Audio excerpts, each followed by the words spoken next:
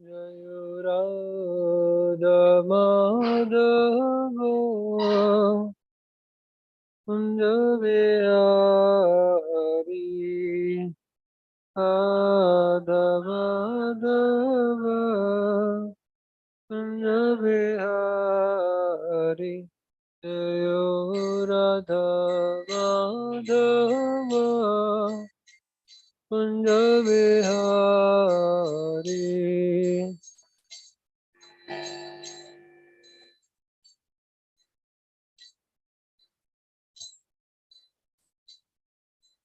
Gopi Jana Vallabha Giridhari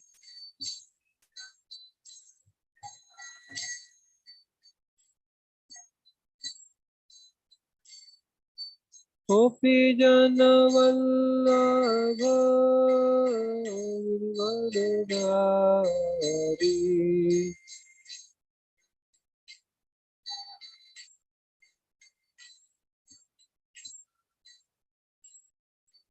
Yashodanandana Prajanarandana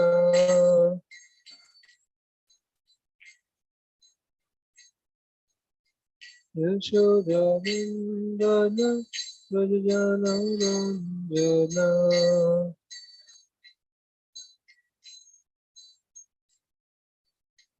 Yamunadiravanachari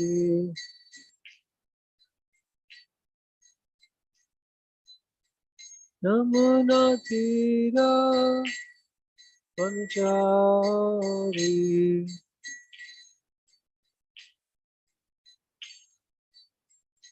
Jayo Radha Madhava Kunja Vihari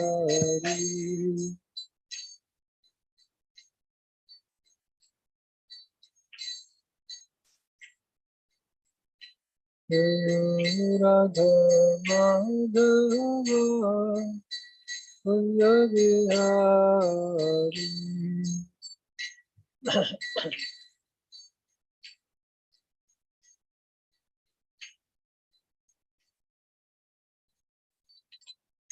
Jai Shripada Paramantu Radhikacharya Stotha Shri Madhu Divine Grace Sri Bhakti Vedanta Swami Sri Prabhupada Ki Jai Shripada Paramantu Radhikacharya Stotha Shri Madhu Divine Grace Sri Bhakti Siddhanta Thakur Prabhupada Ki Jai संत कोटि वैष्णव वृंद की जय ग्रंथरा श्रीमद् भागवतम की जय निताई गौर प्रेमानंद ओम नमो भगवते वासुदेवाय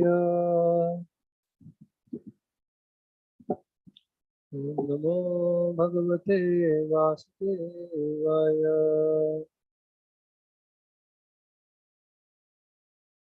ओम नमो भगवते वासुदेवाय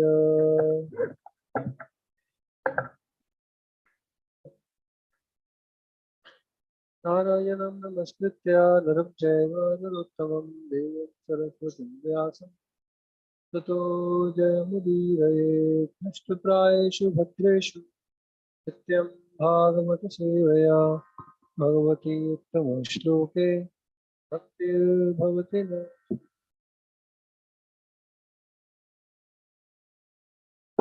नन्दन नन्दगोपकुमाराय गोविन्दाय नमो नमः Hare Krishna. So we are reading from Canto 4, Chapter 14, entitled Story of King Vena. Text 26, 27, 28. Which one do we recite? We recite all three verses. Which one do we have display on display? Acha, we just do this. Okay.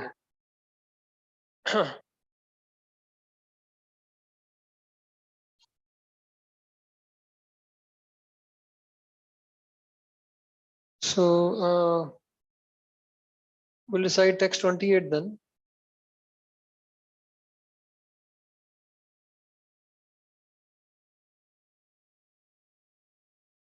Tasman mam karma bhir vipra yajadhvam gatamatsaraha balim cha mahiyam harata matto anya kwagra bhukpuman tasman mam karma bhir vipra yadhvam gatamatsaraha balim.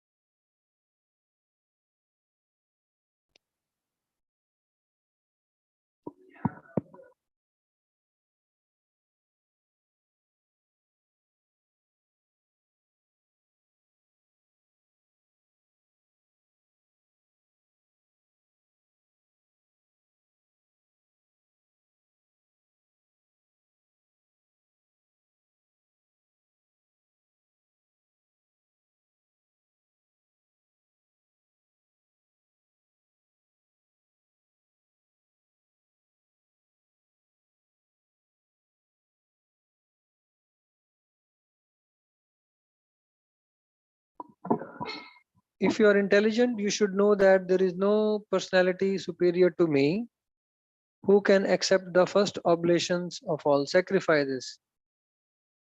Purport, as stated by Krishna himself throughout Bhagavad Gita, there is no truth superior to me. King Vena was imitating the Supreme Personality of Godhead and was also speaking out of false pride, presenting himself as the Supreme Lord. These are all characteristics of demonic persons. Om Jnanatimirandasya Jnananjana चक्षुरुन्मिलितं येन तस्मै श्रीगुरुवे नमः श्रीचैतन्यमनोभीष्टं स्थापितं येन भूतले स्वयं रूपा कदा मह्यं ददाति स्वपदान्तिकं वन्देऽहं श्रीगुरो श्रीयुतापदकमलं श्रीगुरुं वैष्णवांश्च श्रीरूपं साग्रजातं सगणा रघुनाथान्वितं तं सजीवं साद्वैतं सावधूतं परिजनसहितं कृष्णचैतन्यदेवं श्रीराधा कृष्णपादान् सगणा ललिता श्रीविशाखान्वितांश्च हे कृष्णा करुणा सिन्धु दीनबन्धु जगत्पते गोपेशा गोपिका कान्ता राधाकान्ता नमस्तुते तप्त काञ्चन गौराङ्गी राधे वृन्दावनेश्वरी वृषभानुसुते देवी प्रणमामि हरिप्रिये वंशाकल्पतरुभ्यश्च कृपा सिन्धुभ्येव च परितानां पावनेभ्यो वैष्णवेभ्यो नमो नमः जय श्री कृष्ण चैतन्य प्रभु नित्यानंद श्री अद्वैता गदाधर शिवासादि गौर भक्त वृंद हरे Krishna Krishna Krishna Hare Hare Hare Ram Ram Ram Hare Hare Hare Krishna very good. Hare Krishna. We are very fortunate to have with us His Grace Damodhar Prabhu. Prabhuji is serving in ISKCON. Prabhuji was previously serving in ISKCON Chowpatty. Now he is serving in the Govardhan Eco Village. Prabhuji studied in IIT Powai, and after his BTech, there was a need for devotees to help in the preaching. So Gaurang Prabhu, on request of Gaurang Prabhu, he continued MTech just for the sake of assisting in the preaching. And Prabhuji is very expert cook also. In the yatras and all, in the big quantities, we all would get to taste the special sweets, especially like the whole kitchen. And the whole kitchen in ISKCON with the ISO and all was implemented with Prabhuji's this one. Even in Pune also, ISKCON, and Pune is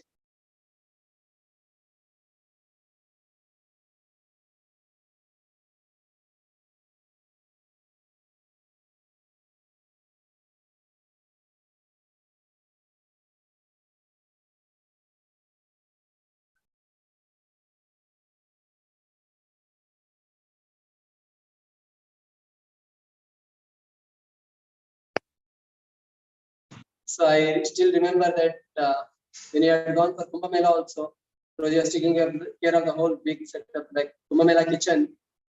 There also, like Prabhuji, in the where he was having just a small setup, the Chaitanya Charitamrita would be hanging there, so that with the whole cover. So he has a lot of attachment and attraction for the Chaitanya Charitamrita, and Prabhuji gives very nice explanation of the Chaitanya Charitamrita. So very fortunate to have Prabhuji with us. Let us express our gratitude and welcome Prabhuji to ICC by chanting Hare Krishna mantra once. Hare Krishna, Hare Krishna, Krishna Krishna, Hare Hare, Hare Rama, Hare Rama, Rama Rama, Hare Hare. Thank you, Prabhu. It's my honor and pleasure to be here at ICC ISKCON Cultural Center, South Bangalore. So a nice, beautiful project is coming up right in front. We all are awaiting its grand opening.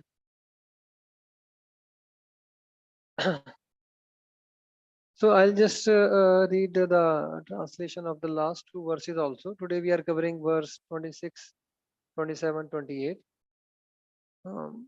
King Vena is speaking this verse. 26, 27, the translation. King Vena says, Lord Vishnu, Lord Brahma, Lord Shiva, Lord Indra, Vayu, the master of air, Yama, the superintendent of death, the sun god, the director of rainfall, that means Indra, Kuvera, the treasurer, the moon god, the predominating deity of the earth, Agni, Varuna, and all others who are great and competent to bestow benedictions or to curse, all abide in the body of the king. For this reason, the king is known as the reservoir of all demigods, who are simply parts and parcels of the king's body. But there are many demons who think of themselves as a supreme and present themselves as the directors of the sun, moon, and other planets. This is all due to false pride. Similarly, King Vena developed the demonic mentality and presented himself as the supreme personality of Godhead. Such demons are numerous in this age of Kali, and all of them are condemned by great sages and saintly persons. I'll again read the translation of verse 28 and purport. King Vena continued, for this reason, O Brahmanas, for the reason he has stated in this verse 26-27, what is that? Uh, that king is the embodiment of all the devatas. He has actually quoted the scriptures. The scripture says that Sarva Deva Mayo Nipa. Nipa is the king, and the king is the embodiment of all the devatas. Yeah, Shri Jagannath Baldev Subhadra Maiya ki jai, Lakshmi Narsingh Dev Bhavan ki jai. So Vena has quoted scriptures, and he's saying, don't you know that the king Sarvdev Mayo Nipa, the king is the embodiment of all devatas. Therefore, you should give up your envy towards me, and by your ritualistic activities, you should worship me and offer me all paraphernalia. If you are intelligent, you should know that there is no personality superior to me who can accept the first oblation of all sacrifices. So, Prabhupada, in the purport of these verses 26, 27, 28, twice he says that Vena is speaking out of false pride. So,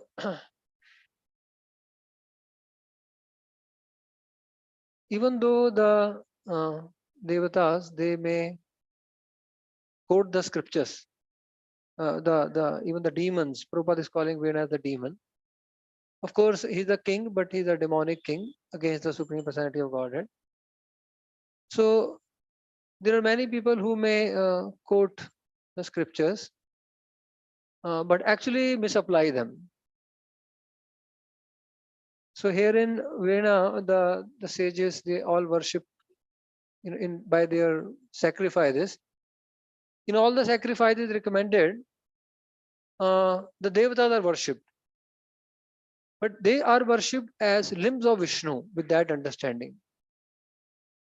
So what has Krishna condemned in Bhagavad Gita, or Krishna says avidhi purvakam, what is not appropriate, is worshipping devatas as independent lords and masters. But in the Vedic scriptures given by Vyasadeva, who is none other than the literary incarnation of the Supreme Lord, he has prescribed the worship of the devatas in all these various sacrifices.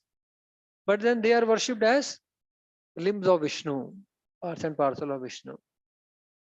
So therefore, that worship is not avidhi purvakam. That is not avidhi purvakam. So the sages were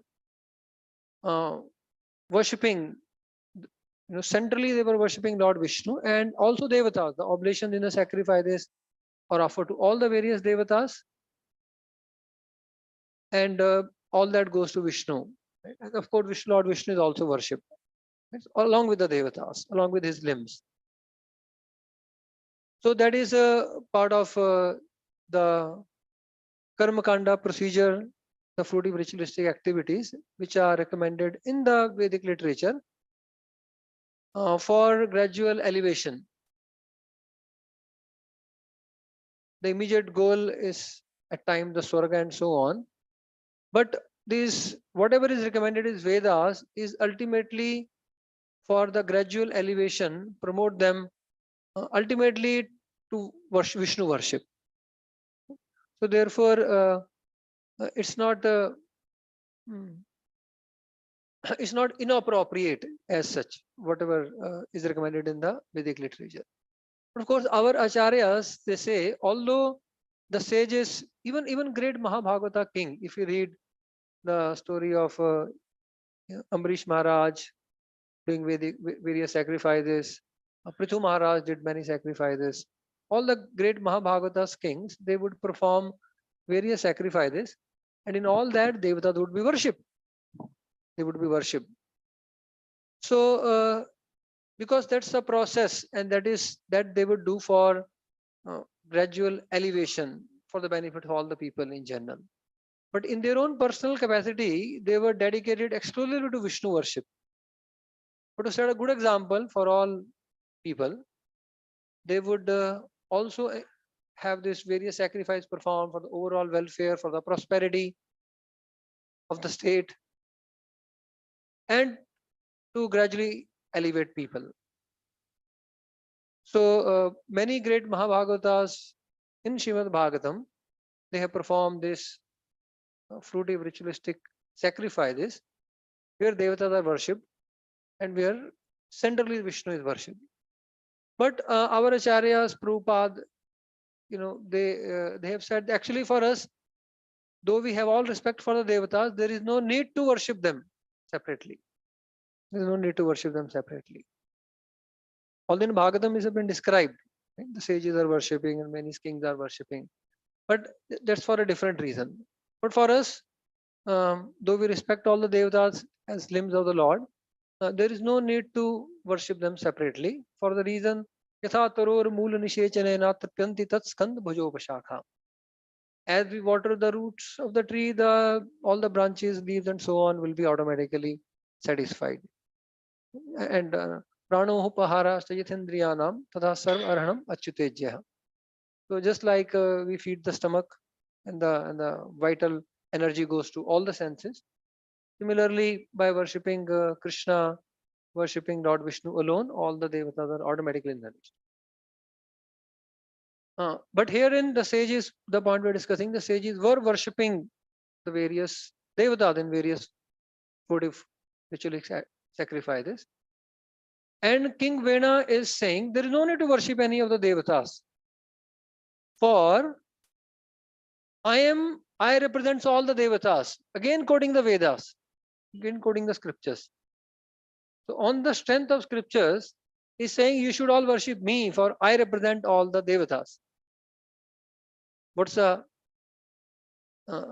is there any falsity in that? What's wrong in the proposal of Vena? Can someone share? He's quoting scriptures and saying that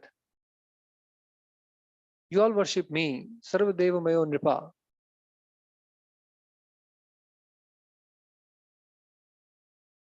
Hare Krishna, welcome Oglila Prabhu. Yeah, so any thoughts? You can try. Okay, I have asked them a question that here Vena is saying that I represents all the devatas. I'm just repeating the question. King Vena is saying I represent all the devatas, and you have been worshipping all the devatas in various sacrifices. No need to worship them, just worship me, for I represent all the devatas. So what is the false logic? And Prabhuji, I do not know, but I just try to say what I just thought of it.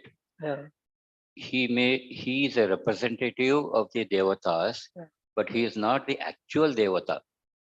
he's not the actual devata. He is not the actual devata. He is only a representative. Okay. So that's how it is. I felt. Okay. Okay. Fine. Yes, Prabhu. Shastra. Yes. All the devatas. Okay, The worshipful Lord. that's good answer. Yeah. He is representing them, but he should accept them as superior if he is representing them. But then he is saying stop their worship, right? The representative of the king should not say I am the king. It is very simple. So he is quoting the scriptures, but actually misapplying them, misapplying the scriptures. There are many instances in Srimad Bhagavatam where the demonic kings, even Hiranyakashipu, he quotes scriptures, so perfectly. If you read what he has spoken in the 7th canto and just take out Hiranyakashipu Vacha, to look like this the perfect philosophy. But it's all misapplied. It's all misapplied for one's own self-interest, to promote oneself. Yes.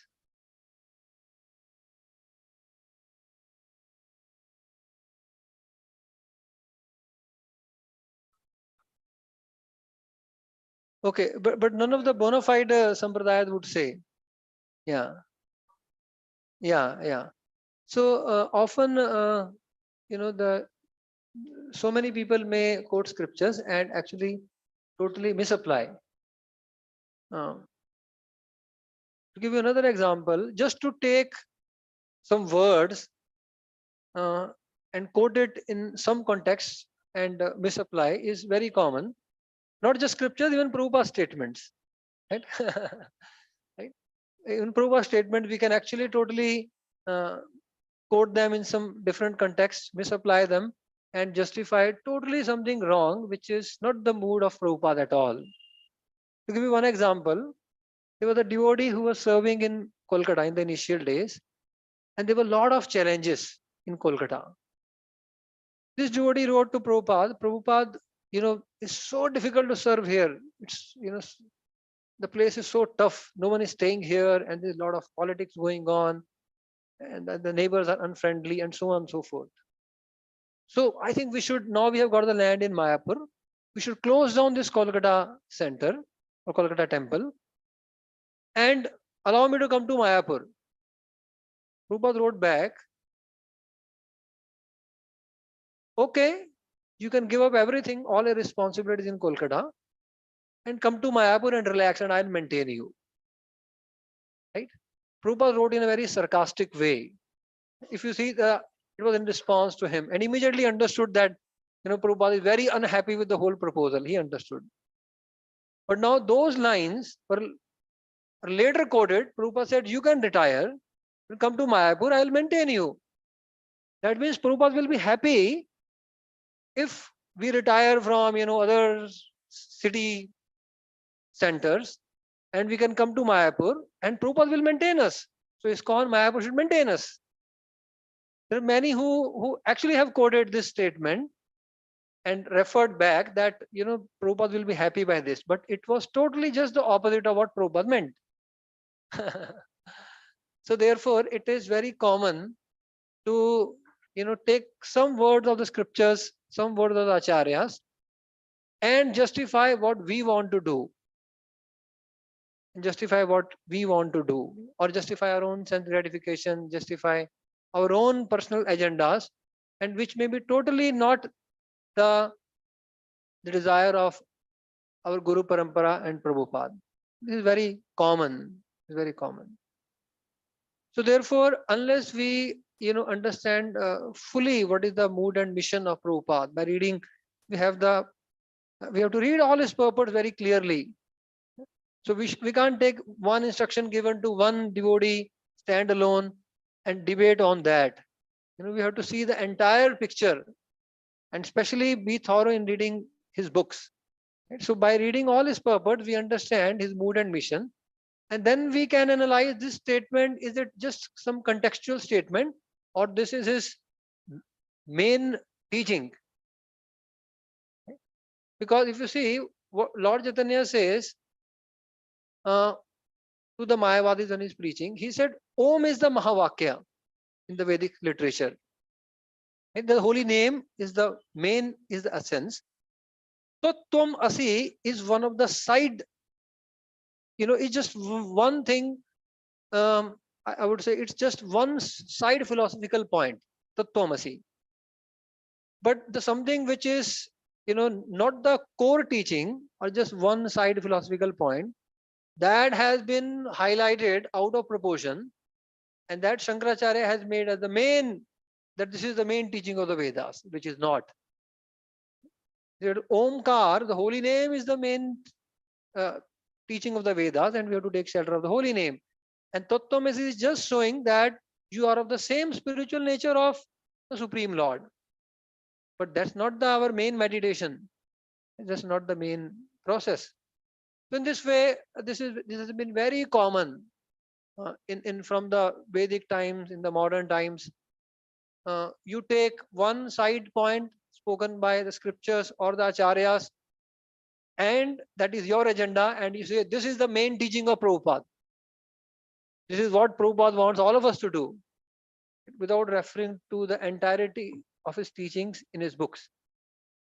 Therefore, without going through all the purports, his classes which he has given, and understanding his mood and mission, and also we have to consult before we quote Prabhupada's quote and say this is his mood and mission. We should also confirm it with those who are close to him.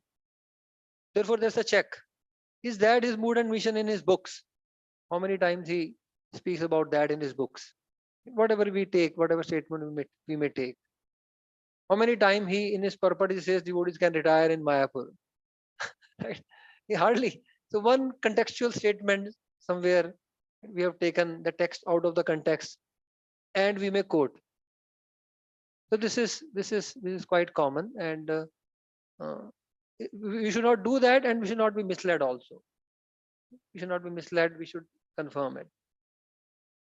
Okay, so therefore the King Vena here is taking a statement, Sarva Deva Mayo Nipa, that I am the representative of all the devatas. I am to be worshipped. But he's totally misapplying. If he's the representative of the devatas, first of all, he should have the faith in their worship. He's the representative. He should faith in the worship of Vishnu, but he's outrightly denying them and taking this statement and just misquoting, misapplying. Uh, that's what King Vena is doing. And Prabhupada says he is doing out of false pride. Twice he says in the purport, he's acting out of false pride. So I thought I'll just briefly speak about the false pride, how it distracts us. It may totally deviate us from the path of Krishna consciousness. So we are going to discuss, as I said, something about false pride. Srila Bhaktivedanta Saraswati Thakur would say that we have to discuss, we have to repeatedly discuss how the illusory energy of the Lord, it bewilders the intelligence of the conditioned souls, not just conditioned souls, even practicing devotees. The illusory energy of the Lord is so strong that it continuously, you know, have many finer and finer tactics to bewilder the intelligence and to distract us or totally deviate us from the right path. Therefore, he would say we should continuously discuss about how the material energy bewilders the conditioned soul, how the false pride is very detrimental. That means, uh, along with the right path of devotional service, we have to also discuss what are the various deviations. Just like Srimad Bhagavatam, it discusses the dynasty of the righteous king. It also discusses the dynasty of a dharma. So while the dharma is discussed, the adharma is also discussed. Why the dharma is discussed? The dharma is discussed so that we can avoid it. So that discussion is also important. Along with the adharma discussion is also important to avoid it. So we are discussing something about false pride, to avoid it, not to fall prey. And we discuss the positive aspects of Krishna consciousness, the inspirational aspects also. Therefore, there is a discussion of both the things in Srimad Bhagavatam. But it is said that the of course those who are devotees, those who are intelligent, they may discuss adharma briefly, we don't have to go into too much detail, right? Briefly, so that we get an idea that this is what it all. We don't have to go into all the intricacies of adharma and so on. It can be discussed briefly, but it also needs to be discussed repeatedly to remind us. So therefore, we'll not go into like too many details of it, but we'll discuss it briefly. Uh, yeah. So the demons are always conducted by false pride. That's obviously whatever the demons do, like Vena, they always conducted by false pride. But Krishna warns even the practicing devotees against false pride through the example of Indra. Several times we see in Srimad Bhagavatam that Indra, he becomes falsely proud. And then Krishna himself enacts a wonderful pastime. Krishna makes Indra the instrument also. When he's having a false pride, then Krishna makes him an instrument and perform this wonderful pastimes. Right? Krishna can accomplish many things through one pastime. So there's a beautiful Govardhan Dashakam by Raghunath Das Goswami, where he says that Nijapati Bhujudanda Chatra Bhavam Prapadya Pratihat Madadrishto Tanda Devendra Garva Atula Pritula Shaila Shreni Bhupa Priyam Me Nija Nikata Nivasam Dehi Govardhanatvam. So he says that Krishna made Govardhan as an umbrella. And what was a stick? His own hand became like a stick of umbrella. So Krishna raised the umbrella. What was the purpose of raising the umbrella? To bring the false pride of Indra down. Right? So as Krishna raised Govardhan, Indra's false pride came down. That was his main purpose. And also to give shelter to all his devotees. So let me describe that. Govardhan became like an umbrella. Umbrella is known as Chhatra. Chhatra Chaya, we say Chhatra Chaya. So Chhatri or Chhatra Chaya. So Govardhan became like an umbrella where all the devotees can take shelter. And of course, Indra's false pride also came down for this reason. So it is described that by lifting Govardhan and making him an umbrella, Krishna wants all of us to take shelter of this dear devotee of the Lord. Govardhan is Supreme Lord Hari, but he is also Haridas Varya. Both. He is both. Haridas Varya. He is the best servant of Lord Hari. So we always remain protected if we are under the shelter of a devotee who is dear to the Lord. And of course, Govardhan is the dearmost. The Bhagavatam talks of three Haridasas. Maharaj Yudhishthir is described as Haridasasya Rajrishe Rajasuya Mahodayam. Haridasasya. So Yudhishthir Maharaj has been called as Haridas. Then Uddhava has been called as Haridas. Uddhava has been called as Haridas. Then and Giriraj Govardhan also has been called as Haridas. But he is Haridas Varya. He is the best servant of Lord Hari. Of course, the comparison is given. We will not go into that detail. That how he is the best servant. Again, the Acharya has explained. But one beautiful explanation given that why is he the Haridas Varya is because in the verse which is spoken by Srimati Radharani herself, which Lord Chaitanya also recited, the words Andaya Madrirabala Haridasa Varyo Yada Rama Krishna Charana Sparasha Pramoda Manam Tanoti Sahago Ganayostayoryat Paniya Suyavasa Kandara Kandamule. So Handaya Madrira Bala Haridasa Varyo. Look at this great Haridas. So this is verse recited by Srimati Radharani herself. Although Srimad Bhagavatam doesn't say, Raghunath Das Goswami he elaborates. So he says this is Haridas Varya. Look at this Haridas Varya.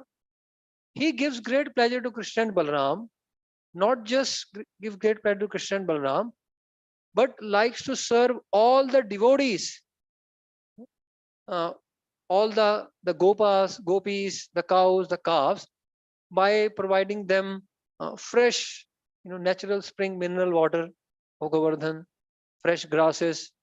There are beautiful, many kind of varieties of fruits. There are caves which are, the caves has been described as beautiful palatial, like cottages or houses, the caves of Govardhan. And when Krishna and cowherd boyfriend they sit on the rocks become softer than the sofas. They melt and become, and the caves are lit with many beautiful jewels. There are beautiful description of the caves of Govardhan. If you read the description of Jiva Goswami and Gopal Champu of the caves of Govardhan, you will not find any comparative five-star hotel or cottage which provides such beautiful facilities. Which the caves of Govardhan provides to Krishna and Balaram. You can't imagine what kind of beautiful palatial caves, decorated, lit, well furnished. Yeah, so those descriptions are there. We may not see through this charma chakshu, through these eyes, but we can hear and realize actually. So the Govardhan serves Krishna and Balaram, and he serves all the devotees of Krishna. And how he serves, he allows them to step all of them over his head, and he takes great pleasure when they all the other devotees, when he takes great pleasure when the other devotees step on his head to serve Krishna. That makes him Haridas Varya. That means he takes great pleasure in facilitating other devotees' service to Krishna. That is great pleasure. He directly serves Krishna, but his greater pleasure is to find pleasure when other devotees serves Krishna standing on his head. That means he becomes an instrument. He takes greater pleasure. All his devotees are able to serve. That makes him Haridas Varya. So we all want to serve Krishna, but when we take greater pleasure in helping, in facilitating other devotees' service to Krishna, Krishna is even more pleased. So therefore, who is actually VIP for Krishna? Servant of the servant. Who is a VVIP for Krishna? Servant of the servant of the servant. Right? So that's how the hierarchy goes. So in this world, VVIP means the master of that also, someone up the ladder. But in Krishna's hierarchy, the servant of the servant of servant is even VVIP. So that's Krishna way of categorizing or judging. So we discuss about Giriraj Govardhan. So taking shelter of such a devotee protects us from false pride. We are discussing about false pride, how a false pride actually distracts us severely. And as devotees also, we may be affected by false pride. So, but Krishna, he lifts Govardhan to brings down the false pride of Indra and to give us shelter of this devotee of the Lord, the Haridas Varya, showing that following in the footsteps of Giriraj Govardhan, taking shelter of him will actually protect us from the false pride. Okay? So we follow in his footsteps to protect us from the false pride. So that's another message of Krishna through this Govardhan Leela.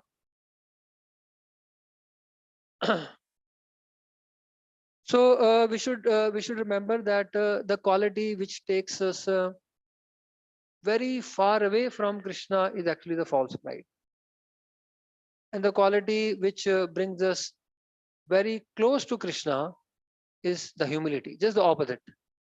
Just the opposite. So therefore, we always should be cautious that uh, that we do not conduct ourselves out of false pride, and try to understand and the importance of taking shelter of the devotees, taking shelter of this process of Krishna consciousness, and considering ourselves to be the instruments of whatever we may be able to do. So this is a fact. If you read the words of the acharyas, um, they would always, whatever the acharyas accomplished, it was their mood of being instrument of the Lord, and the instrument doesn't take any credit. The one thing about instrument is the instrument doesn't take any credit. Like if a expert batsman hits a century, uh, the bat doesn't take any credit, right? Usually, all the credit is given to the player, is it not? The bat doesn't take any credit. Of course, if the bat is of good brand, that brand may also become famous, and so on and so forth. The automatically that may happen in a secondary way, but primarily the credit goes to the batsman and not to the bat. So all the acharyas, they have prayed to become an instrument. So what's the thing about instrument? The becoming instrument in the hands of our superior means, first of all, we do not claim any credit. Do not claim any credit. Second thing is, we remain malleable to the will of our superiors. Means, if just imagine if the batsman who is I am not in touch with the cricket. Give me the name of the expert current batsman. Let me little personalize. Who knows? Virat Kohli. Virat Kohli. I heard his name surely. I haven't watched him playing, but yeah, Virat Kohli. So he's expert batsman. We all know.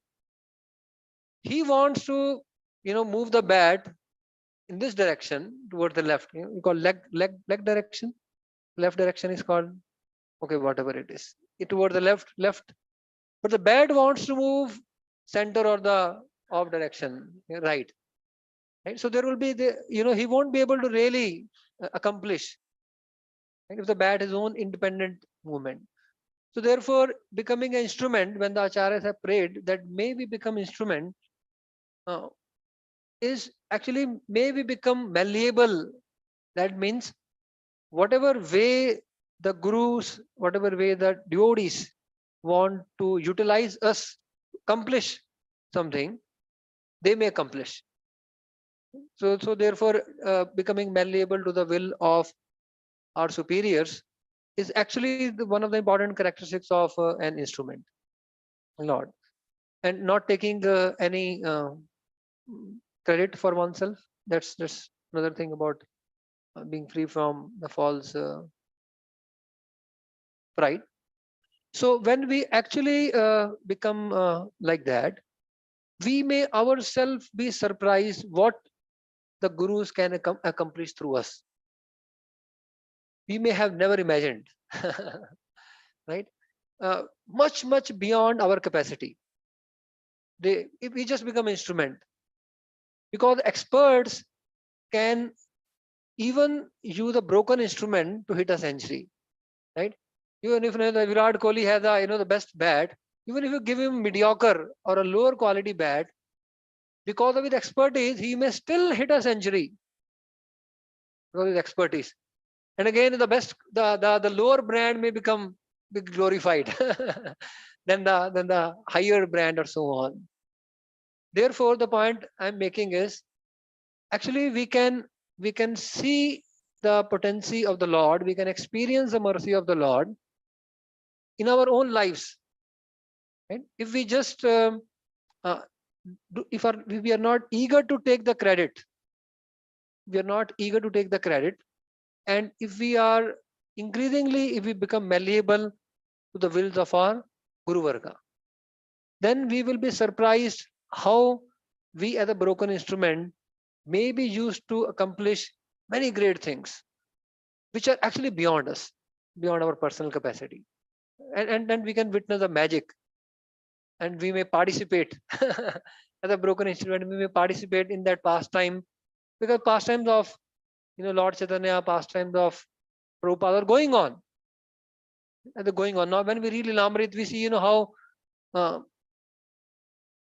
even today, within the 3 days of Christmas marathon, 70,000-80,000 Mahabig books were distributed in the beginning of the movement. Within 3 days, just imagine, within 2 months, the 12 volumes of CC were published. The including, there were nothing, everything had to be transcribed, typed, the photos were being, the paintings were being made, and those had to be done, everything from the scratch. And the technology was much primitive than now. What was accomplished in those days even is miraculous even now, kind of 50 years down the line, right, for us. So we can, how miraculous it was, because it was that the devotees, they became instrument in the hands of Prabhupada, and great miracle, and they could participate in those wonderful pastimes. Similarly, becoming free from false pride, becoming humble instruments in the hands of our superiors, uh, and not be eager to, to become popular ourselves, not be eager that credit should be given to me, and so on. Then many wonderful, great things can happen, and we may just become instrument, and it will be our honor, privilege to be able to participate in this way in those wonderful pastimes of Lord Chaitanya and Prabhupada, which still continue even today. So these are some of just some thoughts on this verse. I would like to invite Moglila Prabhu to share something on the same, since we have your esteemed presence Hare over Krishna. here. We would like to hear from you. All the devotees would love to hear from you something. I have seen Moglila Prabhu. He himself, what I have just spoken, those words have been inspired by him. He, although he's very popular, but he is very down to earth, very humble. Uh, his actions speak louder than my words, right?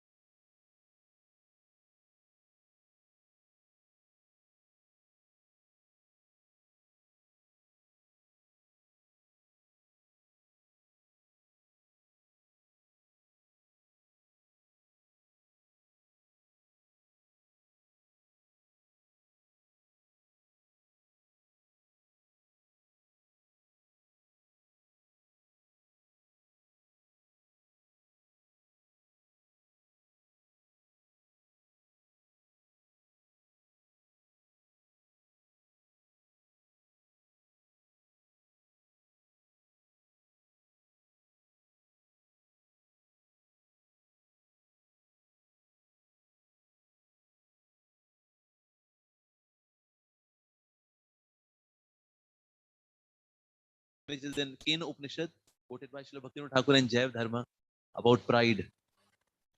So this is a pastime where the Lord, he wants to crush the pride of the demigods because they were victorious in the battle against the demons, and that's why they were proud. So Lord came to crush their pride. So he came as a brahmachari. He said, "Oh, you great demigods! Actually, I've got this blade of grass. We are not able to lit it so that my mother can use it in chula, and we can make some preparations. So can you please burn this blade of grass so I can take this grass and then help my mother?" Then Indra said, "Come on, man. You have come for this. It's an insignificant task. And then one after another, all the demigods, they were trying, but they could not burn the blade of grass. Even Indra also used his Vajra weapon. That also could not burn the blade of grass. And then this brahmachari said, well, it's okay. You know, I never thought that I would be disappointed from all of you, the great demigods. All of you together could not burn a blade of grass. Well, it's okay then. I take leave. And then Indra said, excuse me. Who are you who has done this group ragging of all the demigods together? Other than Lord Hari, nobody can do this group ragging. Are you Hari? He said, yes, I am Hari. Oh Lord, please forgive us. Yes, we forgot that all the powers and all the strength which we have is coming from you. And we forgot that. So please, please forgive us. But thank you very much for leveling our pride. And we became proud that we are so powerful, but actually all the strengths, all the powers that are coming from you. Oh Lord, please forgive us. All the demigods, they paid obeisances to Krishna, to Lord Hari, who came as a brahmachari to level down, settle down the demigods. Right? It is quoted by Srila Bhaktivinoda Thakur in Jaya Dharma, quoting Kena Upanishad. Hare Krishna. Thank you, Prabhuji. Hare Krishna. Any question has? No, Prabhuji. No, nothing, Prabhuji. You just ordered of being a servant. Because I learned that a servant should be malleable to the orders of the superiors. So, so that's why I followed that, Prabhuji. But yes, you can answer their questions, Prabhuji. Hare Krishna. We're very happy to have two great souls, His Grace Damodhar Prabhu and His Grace Samogila Prabhu here in our temple. So we'd like to thank both of them for giving their association to us by chanting once Hare Krishna mantra. Hare Krishna, Krishna Krishna, Hare Hare, Hare Rama, Rama Rama, Hare Hare. So His Grace Samogila Prabhu is there since last couple of days here and rocking Bangalore with his amazing talks. There are so many invitations coming again and again that got an extra program today again. There's one more extra program added in the afternoon because of public demand. Because in one college, they Prabhuji gave a seminar and then other students heard. They said, "Prabhuji, उस department के लिए हमारे नहीं किया." हमको चाहिए like this on demand. There is another program scheduled, and Prabhuji is extending himself, giving out his Krishna consciousness to all the students. So very grateful to him. So, and there are many devotees who worked hard for the Jagrati Youth Festival. So we wanted to thank those devotees by giving a token of gift from the hands of Damodhar Prabhu, and both of you together can give. Both of you together can give.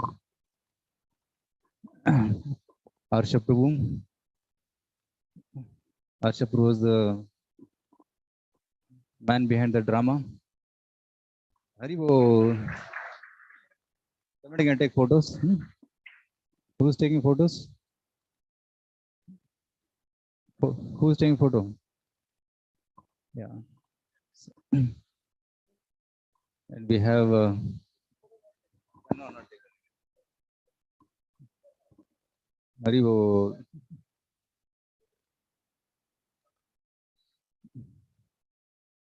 Hare Krishna. Arun Prabhu. Arun Prabhu was the cameraman. Giving.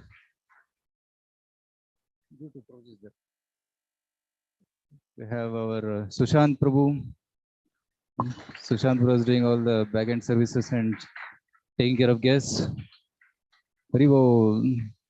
We have our Basaraj Prabhu, who was there in registration team. We have Atul Prabhu. Haribo. Atul Brand team also arranged a program in NIT Surathkal yesterday. So they went there and did the program and came back. Haribo. We have Hargovind Prabhu, the Kali Purusha in the drama. Who else? We have Rohit Prabhu.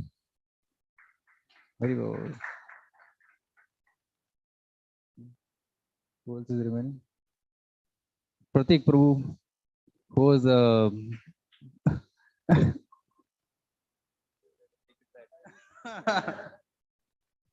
He was the main coordinator for the entire Jagrati festival. Very good. Yashwant Prabhu. He was also in the registrations. Haribo. Yes, he got it. Yeah. Venkatramana Prabhu and Vasu Prabhu also, they were there serving prasadam. They took care of prasadam serving seva in the program. Please come. They just came for serving. Haribo. Haribo. Okay. And Renu Mataji also I request, because she was also taking care of many senior guests who came, and also the girls who came that she coordinated with other devotees. Because there are many others who are not here, but we also thank them heartily. And we have a small token of gift for His Grace Amog Leela Prabhu. I request Rukmini Ranga Krishna Prabhu, Senior Vaishnava, please come and give this as a token of gratitude from ICC Temple to His Grace Amog Leela Prabhu. Haribo! Keshav, Jagadanand. We have our cooking team. On that day, they were cooking from morning 8 o'clock to night 9 o'clock.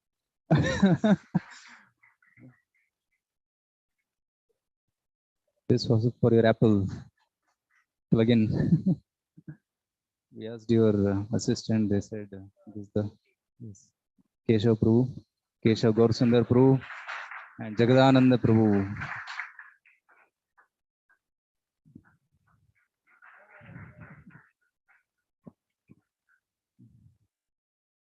Hare Krishna. Thank you very much, Prabhuji.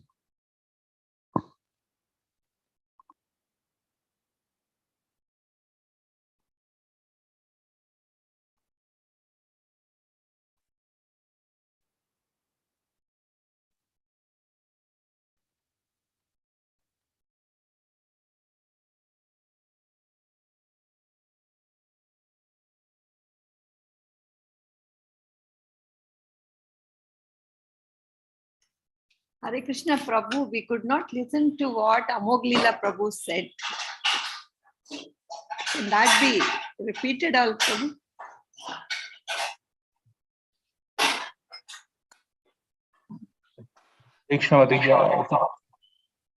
We could not hear what Amog Leela Prabhu said because it is cut off. Yeah, maybe we'll check if the some temple devotees are available to repeat that. Yes, Prabhu.